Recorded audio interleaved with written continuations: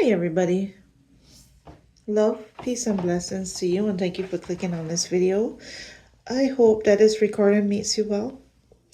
I'm recording on March 3rd, 2025. This is the second time that I'm recording for the day. This is probably my fifth recording that I've done in the last week or so. I have been sitting on some ideas that I've been wanting to record, some thoughts and ideas. I have done some recordings that, some went well, better than others, and some didn't flow as well as I wanted it to. And I have been observing and absorbing and consuming, but I wouldn't say consuming really. I would say observing and absorbing a lot of information lately. Because a lot of things have been happening. We have moved into March. We have made it past February. We are heading in from where I am, from my place in the world. We are heading into spring.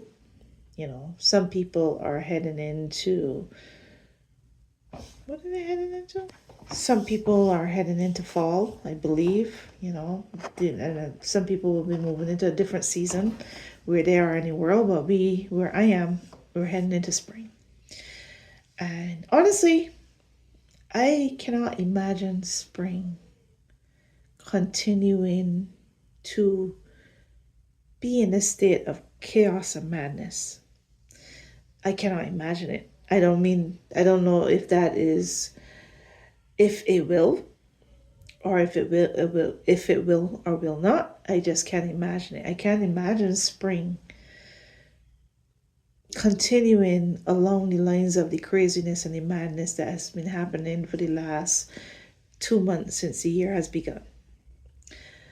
I have been staying in the present.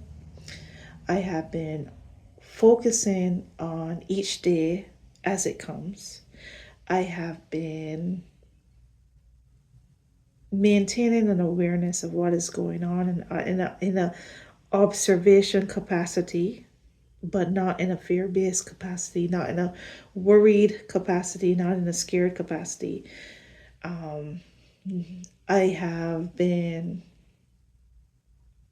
I've been focusing on holding the light, and focusing on working through my shadows and my triggers and my traumas. And I have been working on my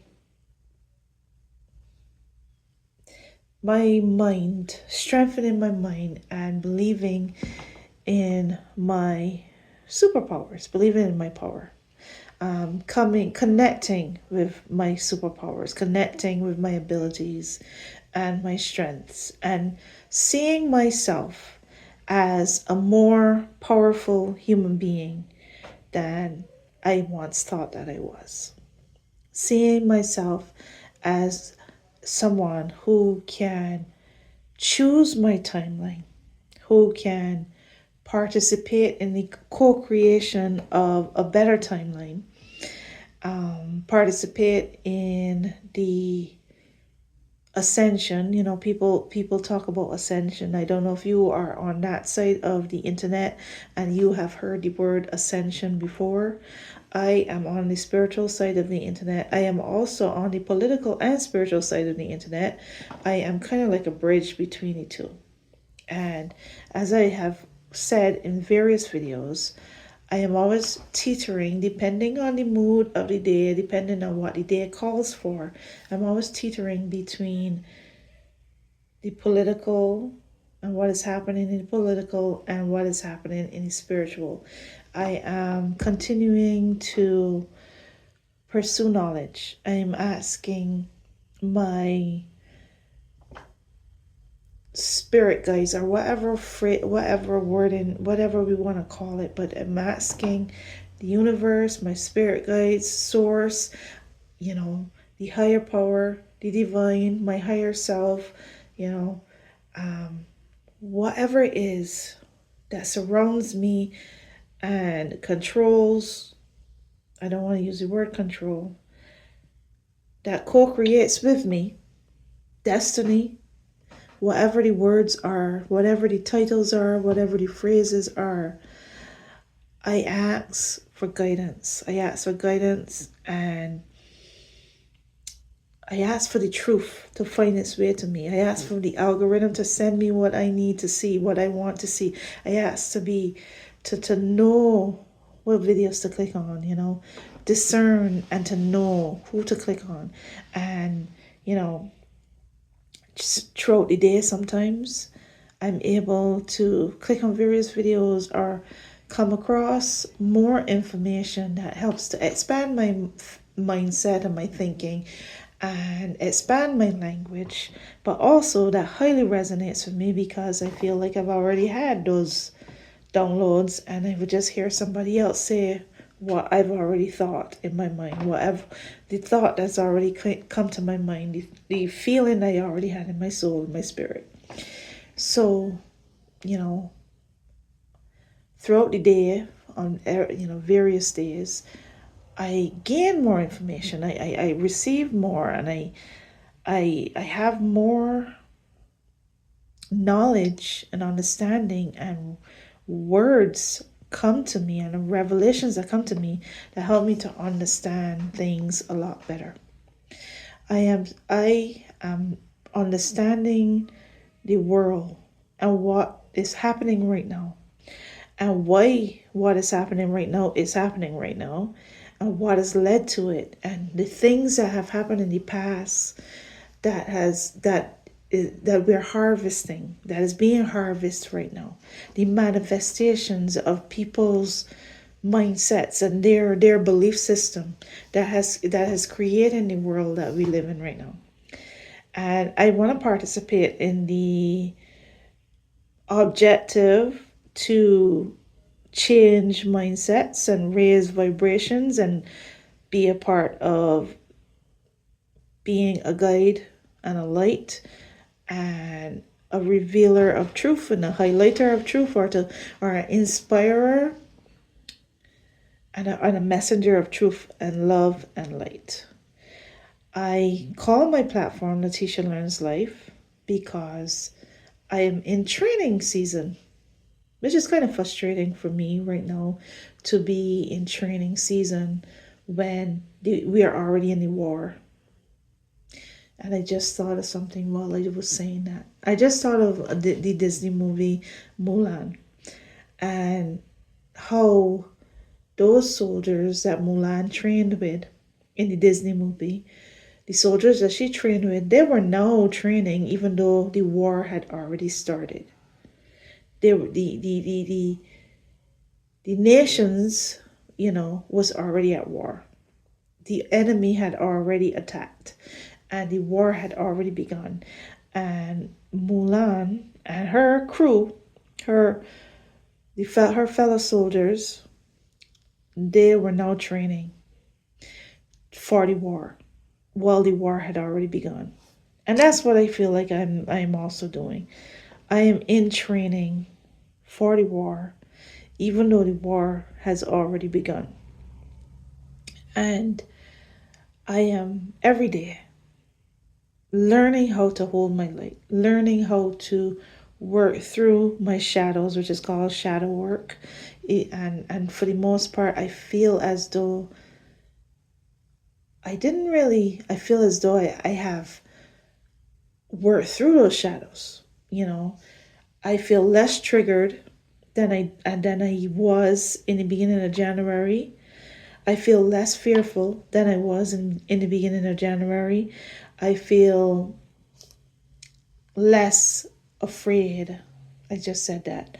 I feel like I got a better understanding of what's going on. And I have absolute confidence that we are ascending and moving into something better. What I'm waiting for is for the truths to come up to the surface and for human beings to choose. To choose truth and love and light, or willful blindness and partisanship and division and hate and ugliness and the worst elements of humankind. The truths are being revealed. And the title of this video, by the way, was meant to be We Are Powerful. And it's inspired by a YouTube video that I just watched. The YouTube video is called How the White Hats Have Been Secretly Preparing Star Seeds. And it says Orza the Vega Collective. And this is kind of like one of those really, really woo-woo videos that people would be like, this is down the rabbit hole of woo-woo. And that may be so. And I may not know whether some of the things that are being said, in it is true or not. But I was curious. The title piqued my interest because it was discussing Marvel movies. It was discussing the movies that Marvel have been doing for the last, I don't know how many years. The Marvel movies have been Marvel has been doing superhero movies for almost, I don't know the exact amount of time, but around the same span of time that, for the same amount of time that we've been in the Trump era, and that I've had my spiritual awakening, and I have been awake and learning and observing and paying attention for that amount of time.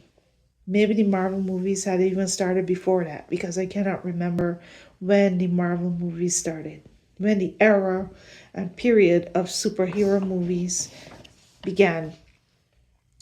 But I was curious about this video because I wanted to hear how the creator of this video was going to pull together how the Marvel movies have been preparing us for this moment, have been preparing star seeds. Star seeds is a word that was not a part of my language, and is still not very much a part of my language, but it is a part of my psyche now. But it's not a comfortable part of my language as yet, because I never talked about star seeds. I'm not even sure if I understand what star seeds are, But star seeds was the word I was thinking of, that I've heard many times in various videos, various spirituality videos, that when the movie Wish had come out, and the whole focus of the movie was that we are stars, we're all stars, we're all made of stardust, and we are all stars. And I felt like that was a way of leaning into the fact that we are all star seeds, right? Same thing, we are all stars, made of stardust, star seeds. And as far as spirit people who are further along in the studies and the spirituality than I am, along these lines, they say that light workers are star seeds.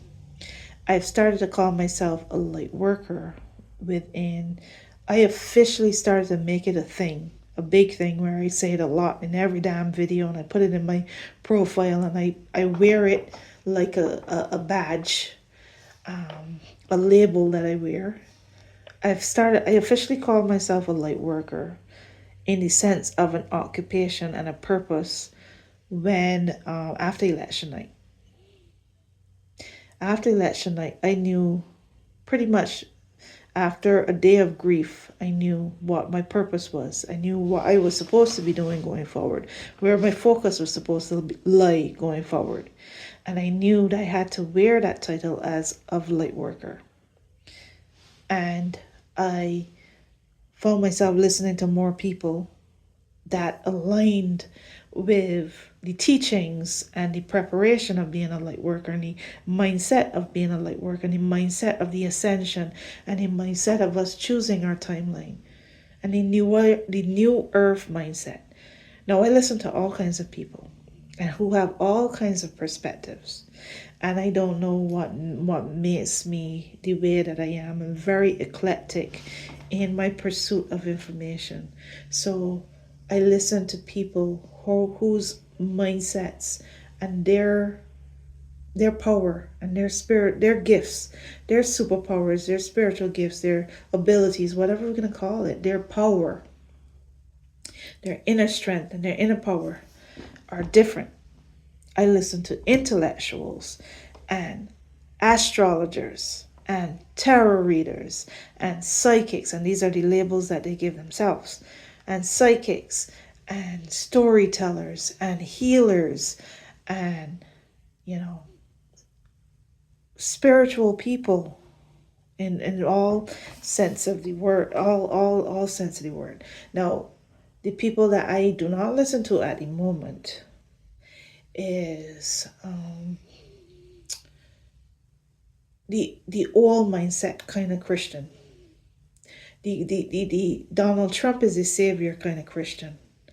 The patriarchy, the patriarchal Bible kind of Christian.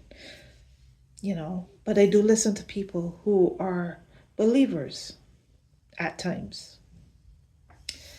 But believers in the sense of what Jesus was all about, in the sense of love, in the sense of loving your neighbor, in the sense of loving your enemy, in the sense of what Jesus is teaching,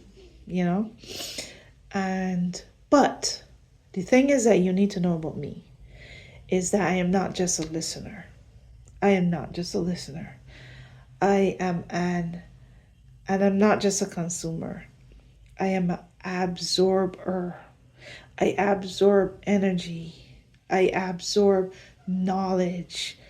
I see the truth, and I've used this visual as in, because every time I say it, that's the picture that comes to my mind. I see the truth as these little orbs that are. Another visual I also use is like they're shells, and I'm walking on the beach and I'm collecting these shells. I see the truth as something that I collect every day.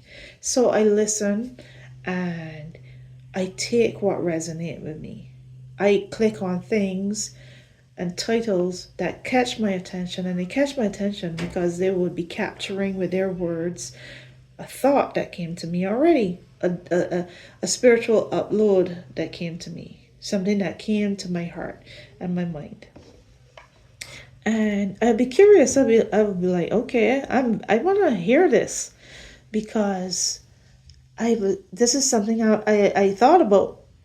So I want to hear how you are going to say it. I want to hear your perspective on it, And I take what resonate. And then I leave the rest or shelf the rest. And I try things. Now, I never saw myself as somebody who would be a tarot reader. And I still don't see myself as a tarot reader, to be honest. But I have had somebody introduce me to a tarot card from a particular tarot deck that has caught my attention. And it's a perfect visual. I can't wait I ordered it. I can't wait till that card arrives so I can show you that card. But it's the Seven of Wands from the Light Seers Tarot. The Light Seers Tarot, if I remember correctly. The Seven of Wands. And that image has resonated with me strongly, because that's the image that I see, and I've described that image, not knowing that somebody had already put an image like that in their art and their creativity. But I've seen that image in my head. I've seen it in my own way. And the reason that I kind of know that I am on the right track, the reason I know I am able to discern truth and intuition is because I highly believe that one of my powers, my superpowers, is my intuition and and my discernment. This is why throughout the course of my life, I've never had a lot of friends. I've always been a loner because I've never really found anybody, barely found anybody that was able to pass the discernment test. And it's not that I am a strict gatekeeper, but I am very intentional. I've always been, but I didn't realize that that's what I've been doing. But I've always been very intentional with my energy, and I realized the reason I've had to do that, I've had to protect my energies because as an empath, I absorb energy. And if there's something about a person that does not make me feel safe, then I will protect myself. And I have taken chances on many friendships, and they have been very, very few. I can count them on 3 fingers, maybe. There have been very few people that has made me feel safe, made me feel as though I will be okay, even if that person is flawed. Because all those people the people that is on this one hand that has made me feel safe are highly flawed people. Sometimes they don't get me. Sometimes I can't talk to them about my things. Sometimes they don't relate to me and I don't relate to them sometimes. Sometimes I try to talk to them and their response is so off of what I needed. That's very rare, but sometimes, you know. So they're flawed people. So I'm not like this super gatekeeper that doesn't have anybody in my life. But I have worked on protecting my energy, protecting my light, protecting my soul.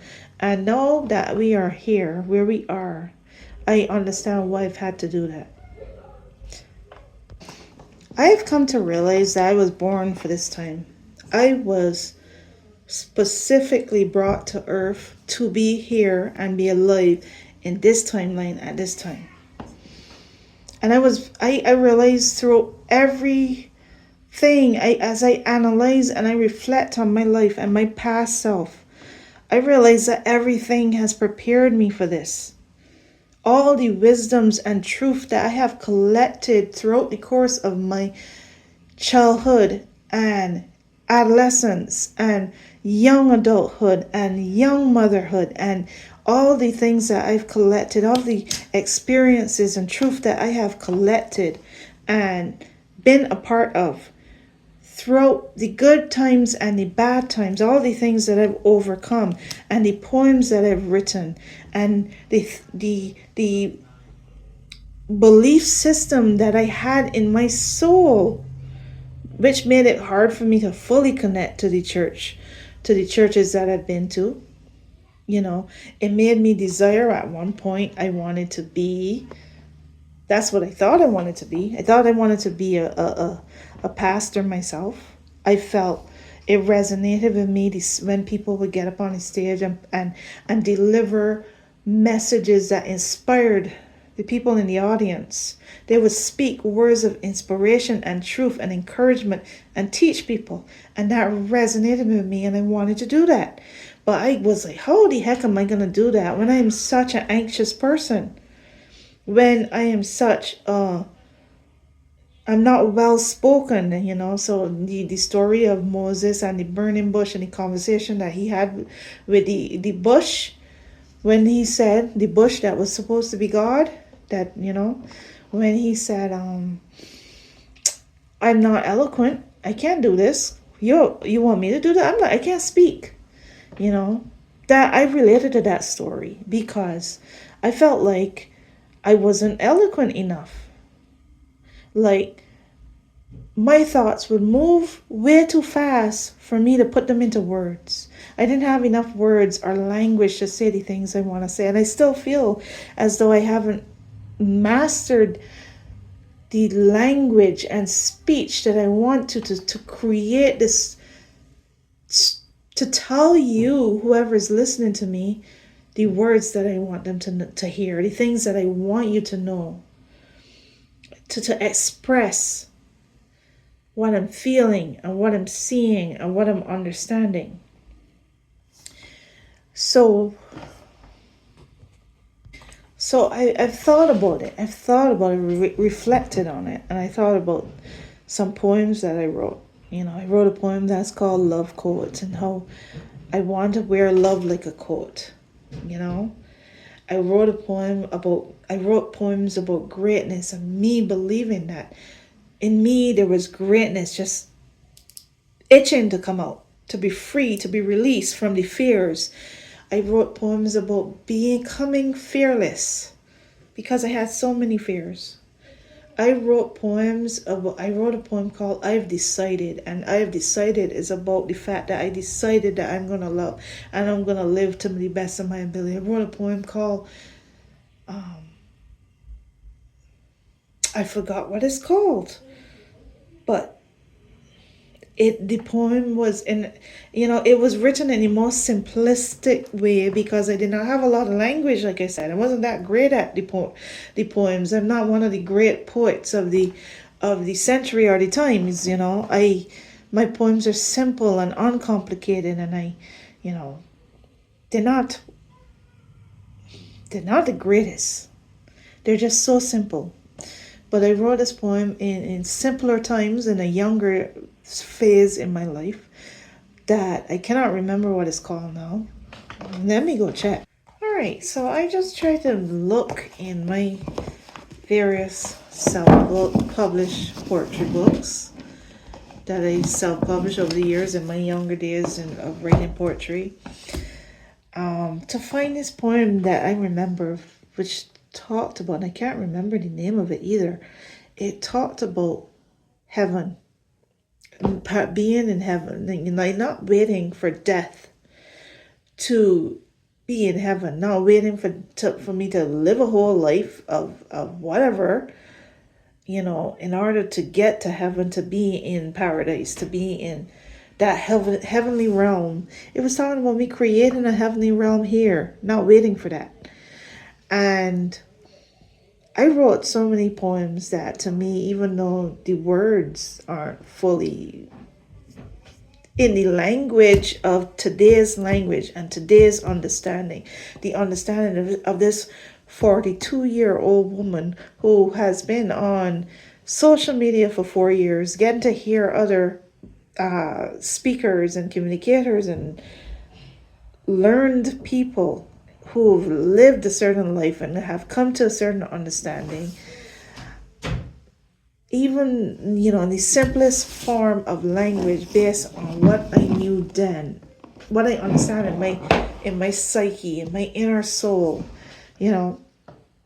I was being prepared for this moment. I was always headed in this direction. I was always going to become the woman that I am in the time that I am. I was always going to be a light worker and always going to be a hero. A hero in a sense of I'm participating in the ascension of the new earth, And even though these words might sound weird to you as a listener, you gotta listen to your spirit. What does your spirit tell you? Are we going to just accept just because of, and this is another video that I watched today too, that resonated with me, and I clicked on it because of the title of the video. Are we going to accept just because of religious teaching and conditioning for so long, teaching us and conditioning us? And by us, I don't even mean myself. I know I've heard some of these things, but I've never been in the church deep enough, or the church did not resonate with me enough for these things to be something that I wanted to pursue. These thought processes are things I wanted to pursue. I know what connected me to my church, and what connected me to wanting to be a part of a church is Jesus. Jesus, and what Jesus represent, and what his words were. And even though I love some biblical stories because of how how it talks about the righteousness being protected and taken care of, and how the Bible stories are talking about an empowered by the light and love and goodness inside of themselves to defeat the darkness, right? I resonate. I like those stories. I love this, like the heroic Bible stories, especially like right now in this time, the one of David and Goliath really connects with me. The story with of the people of Israel. In terms of the heroism and the protection of the story, not the religious context, and how those people, many of the older ones, didn't get into the promised land because of their attitude, because of their old mindsets. And I believe that we are moving into, a new earth, and a lot of people are going to be left behind.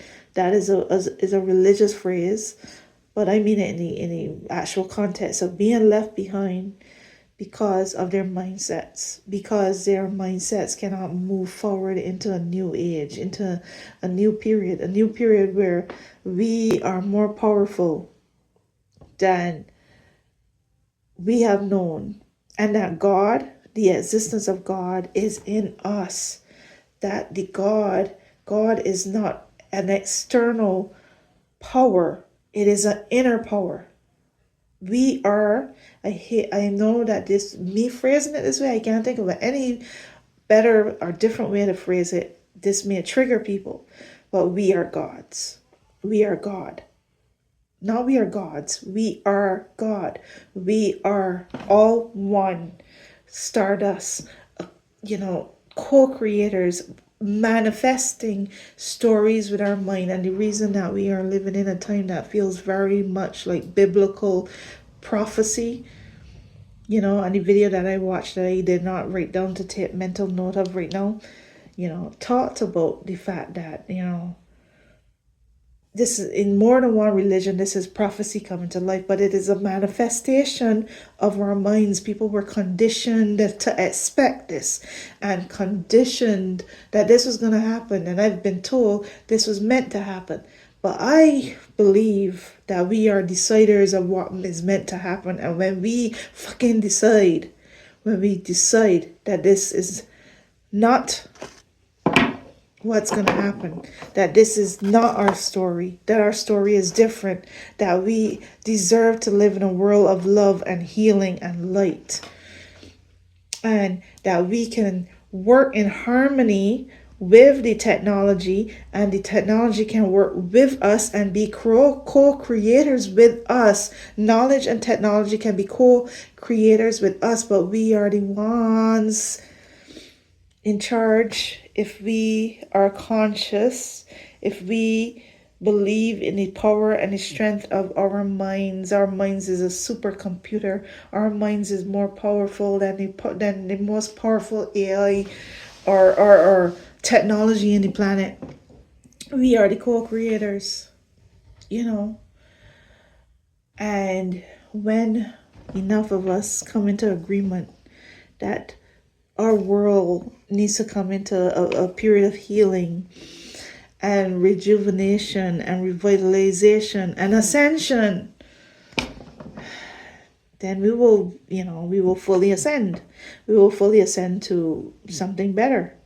We will fully ascend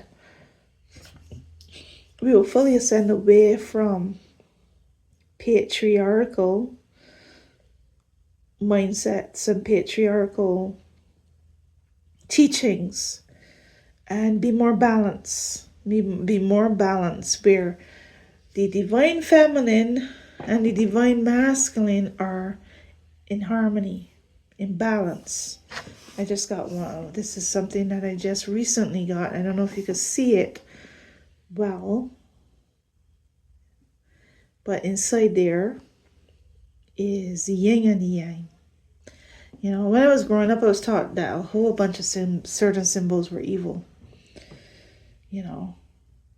But as far as I'm concerned, The yin and the yang is just the symbolism, I guess, of balance. The balance, because if not for, we need night. We need night to sleep. We need night to rejuvenate. We need night so we can close our eyes. We need darkness. So darkness in itself is a good thing. But darkness as a spiritual, as a darkness in the spiritual sense and representation of all that is negative, all the negative stuff in us, that causes us to be our worst selves, that is not good. But we need balance. We need to have a contrast, because that's how we become aware of the light. To have dark, that's how you become aware of the light. If not, if it's always light all the time, there's no contrast. And sometimes it's very difficult to put into words, bring it all together with my words, because I don't think that I know enough words, and I don't think that there are enough words. I really do think that what I would want to recommend and teach everybody, or what would I want to recommend and encourage people that listen to me to do, is to strengthen your discernment, to be very particular with the information that you take in and the energy you take in and the things that you focus your mind and your energy on. To be aware but not afraid. To be aware but not afraid. To be aware but not afraid. To feed your faith. To feed your light. To feed what is good in you. And focus on joy and good things, and health and growth and learning and all the good stuff. Focus on that. And to also strengthen your intuition, because that is the one thing that is going to help in the time where the waters are all like they're muddied. The time when people make the excuse, I can't tell the difference between the truth and the lie. That is where the intuition and the discernment comes in. That is where that comes in. And then you have to set your mind on your intentions, on the world that you want to live in, and don't focus on all the distractions. Don't set your mind on those things, even as an opposition, really. And that's another complicated topic. That's a complicated part to say, because that may sound like I'm saying don't go and protest and don't do those things. Do those things. Take the actions that need to be taken to push back the dark and push back what they are doing, if that is your calling. But don't focus on these things in terms of focus on being in the protests, but not on the people, not on the thing that you're protesting. I don't know how to word it. That's another conversation for another time. What I'm trying to say is focus on your purpose.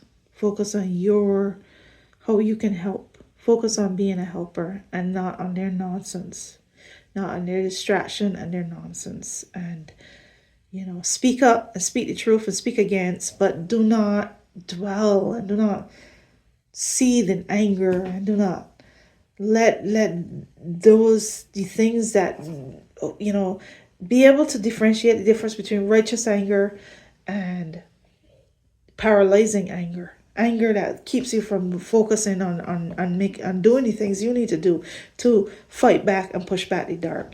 And I don't want this video to go on much longer, but I'm going to end it by saying we are powerful, because that's the title of the video.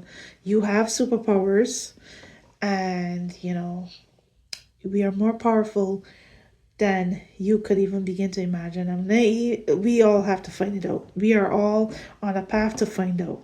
We're about to find out how powerful we are. And we're going to push back the dark, and we're going to fight. We're going to fight for our freedom, and we're going to stand up for the truth, and we're going to stand up for love, and we're going to stand up for light. And peace and blessings. Thanks for watching. Don't forget to subscribe and like and comment and share if you feel called to do so. Thank you. Peace and blessings.